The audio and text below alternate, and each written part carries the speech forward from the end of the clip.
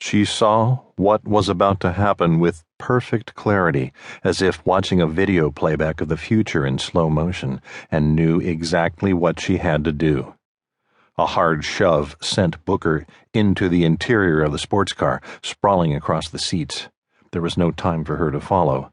The car was right there, and in that instant she sensed the driver preparing to swerve out if she tried to dodge the other way.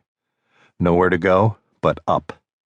She hurled herself into the air, directly in front of the onrushing car, twisting her body like an Olympic high jumper and throwing her legs up to give herself additional lift. For anyone but Mira, it would have been impossible. Not the jump, but the timing. A fraction of a second too soon or too late, and she would be splattered across the windshield like a bug.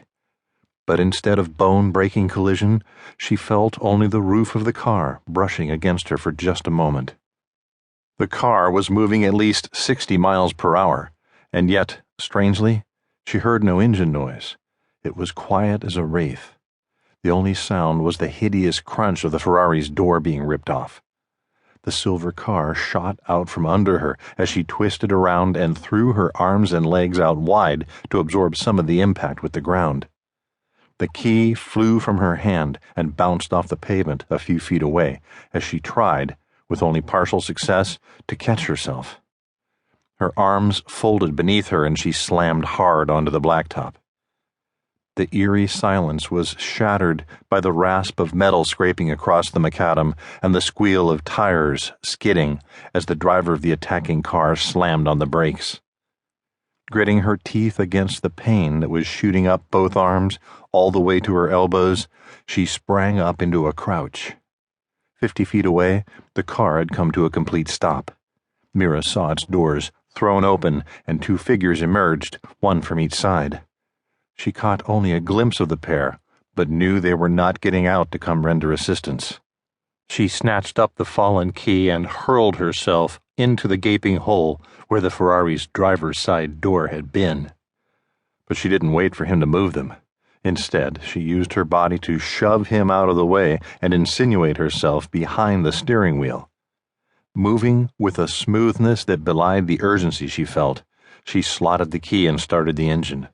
Then she ducked. Something, almost certainly a bullet, cracked against the windshield. The sound repeated twice more, the noise astonishingly loud, even over the throaty roar of the 562-horsepower V8 engine.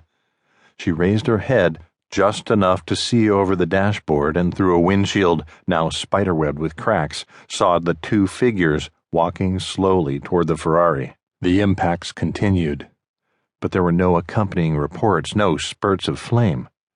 Suppressed pistols, she thought absently. Professional operators. Not that there was ever any doubt about that.